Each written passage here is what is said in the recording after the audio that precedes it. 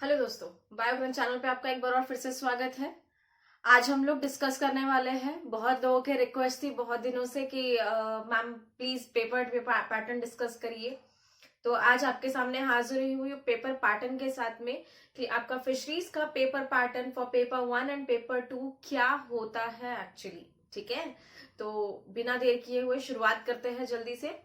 देखिए, fisheries paper pattern में आपके पास में 7 क्वेश्चंस अवेलेबल होते हैं। ठीक है, ये 7 क्वेश्चंस है जो आपको सॉल्व करने हैं ना। इन 7 क्वेश्चंस में से क्वेश्चन नंबर 1 जो है ये आता है आपको fill in the blanks.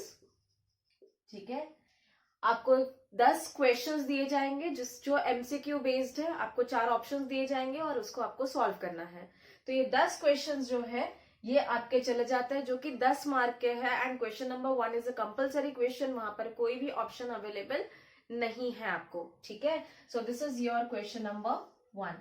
Question number 2 की अगर बात करते हैं तो क्वेश्चन नंबर 2 में है आपके पास में कि आपको सॉल्व करना है यहां पर सिंगल सेंटेंस। सिंगल सेंटेंसेस में आपको ये क्वेश्चन जो रहेगा क्वेश्चन नंबर 2 ये सॉल्व करना है। आपके पास में 12 क्वेश्चन रहेंगे। 12 क्वेश्चन में से 10 क्वेश्चन आपको सॉल्व करना है। जिस तरीके से मैंने आपको लिखा है क्वेश्चन नंबर 2 एनी 10, आप देख सकते हैं कि एनी 10 आपको सॉल्व करना है out of 12। That will be marks given as 10 marks. Okay, each question 1 mark.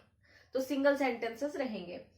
While question number 3 की अगर बात करते हैं तो एनी 5 आउट ऑफ 7।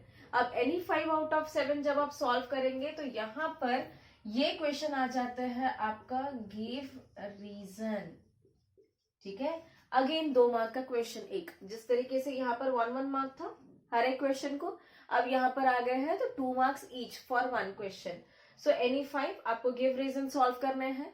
5 चैप्टर्स में से आपको रहेगा पेपर 1 के लिए भी या पेपर 2 के लिए भी। तो एनी 5 आपको सॉल्व करने हैं out of 7 and you will be getting 10 marks. Right ना, क्वेश्चन नंबर 4 पे आ जाता है। क्वेश्चन नंबर 4 जो है वो है आपके शॉर्ट नोट्स। यहां पर आपको शॉर्ट नोट्स लिखने हैं। ठीक है, राइट शॉर्ट नोट्स ऑन, ऐसे क्वेश्चन आ जाएंगे आपको। ठीक है, तो डायरेक्टली वर्ड्स आ जाएंगे and you have to write. ठीक है ना, एनी 5 आपको शॉर्ट नोट्स में अगेन ये 2 मार्क्स ईच कैरी करेंगे। 10 मार्क का ये भी क्वेश्चन रहेगा। वाइल नेक्स्ट आ जाता है क्वेश्चन नंबर 5 जो कि है लॉन्ग क्वेश्चन। अब यहाँ पर एक बहुत बड़ा सा क्वेश्चन आ जाएगा। यूजुअली जो आपके टेक्स्ट बुक में क्वेश्चन नंबर 7 होता है, ठीक है, या क्वेश्चन नंबर 5, 6, 7 इस तरीके का जो एक्सरसाइज में क्वेश्चन होता है वैसा ही पैटर्न यहाँ पर लॉन्ग क्वेश्चन का होगा। ठीक है, एंड वेट हम लोग क्वेश्चंस पे डिस्कस कर लेंगे कि लास्ट ईयर कौन सा क्वेश्चन आया था। ओके ना, क्वेश्चन नंबर 6 की बारी आती है। अगेन क्वेश्चन नंबर 6 जो है ये भी 10 मार्क्स कैरी करता है एंड क्वेश्चन नंबर 7 जो है ये भी आपका 10 मार्क कैरी करता है। बढ़िया, this is not a compulsory question. Okay, this is not a compulsory question. Question number 6 को आपको 2 क्वेश्चन रहेंगे।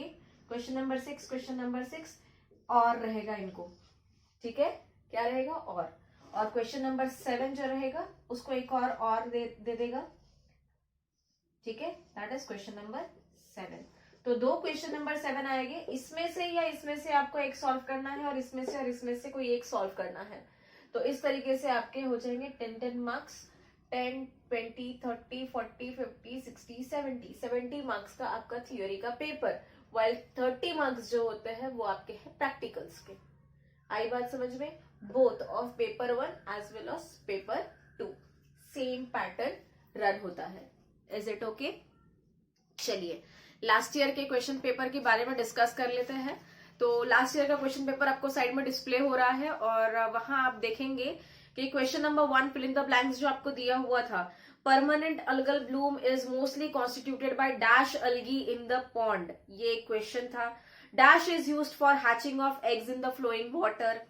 Traditional method of fish cultivation in India is, 4 options आपको वहां नजर आ रहे हैं। Next, thumb rule formula is, ना वहां पे अगेन आपको ऑप्शन दिए हुए हैं।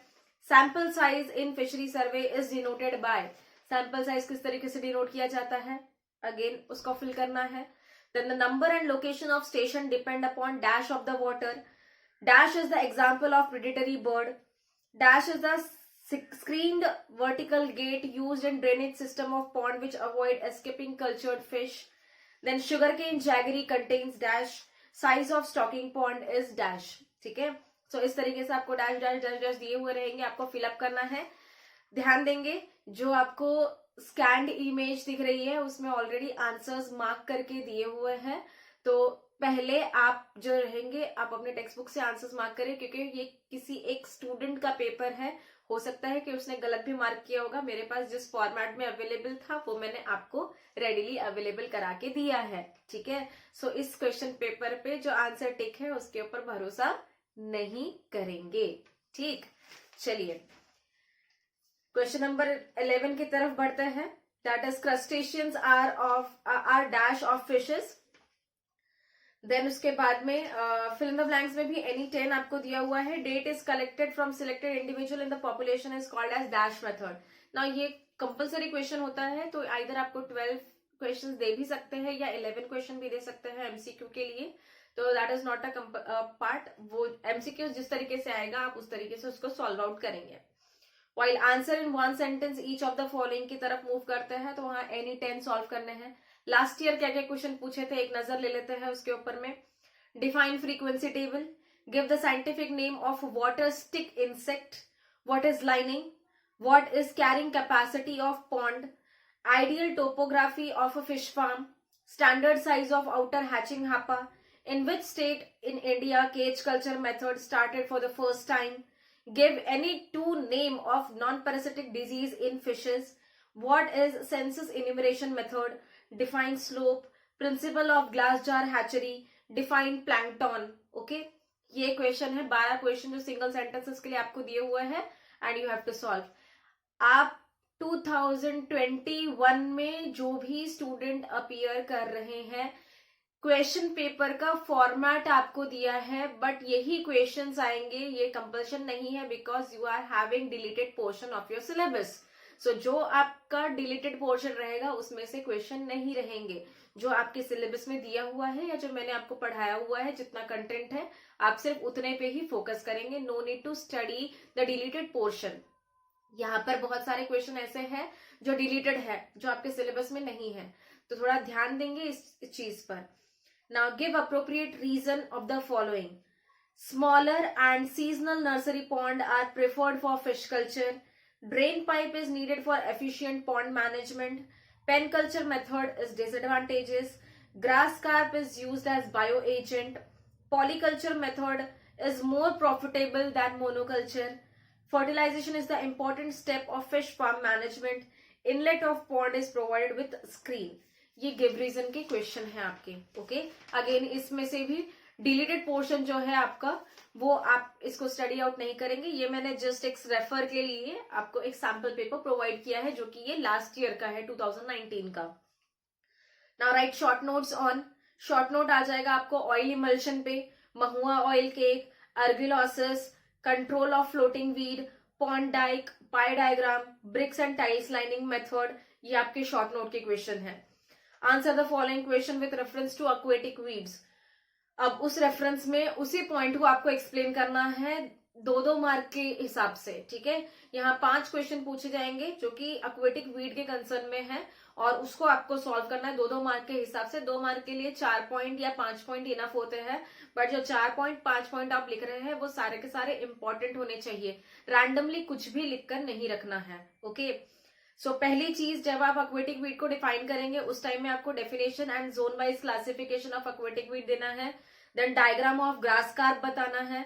देन उसके बाद में एडवांटेजेस ऑफ एक्वेटिक वीड समझाएंगे आप. Manual and mechanical method of weed control कौन सी होती है ये एक्सप्लेन करेंगे. Chemical control of aquatic weed जो रहेगा ये एक्सप्लेन करेंगे. ना moving towards question number 6. Question number 6 जो है वो 2 हिस्सों में आते हैं. आपको 2 क्वेश्चन आते हैं और वाला क्वेश्चन है जहां पे कोई भी एक सॉल्व करना है आपको. So describe in detail on preparation and management of stocking pond. और इसी को और है describe in detail the cage culture method. Now moving towards question number 7. Describe in detail on construction of fish farm. What is data? Describe different methods of presentation of data. ठीक है, so ये है आपका paper 1 fisheries का. Paper 2 discuss कर लेते हैं। Paper 2 के बाद में भी थोड़ा सा सेम ही इस तरीके से ही रहेगा, पैटर्न सभी जगह सेम है। Okay, now filling the blanks again. Maharashtra Fisherman Cooperative Society Act was passed in the year dash is the amount of power of goods to satisfy human want. Dash river belong to West Coast river system. Then aerator is used in the aquarium water. Dash is facilitating function of market.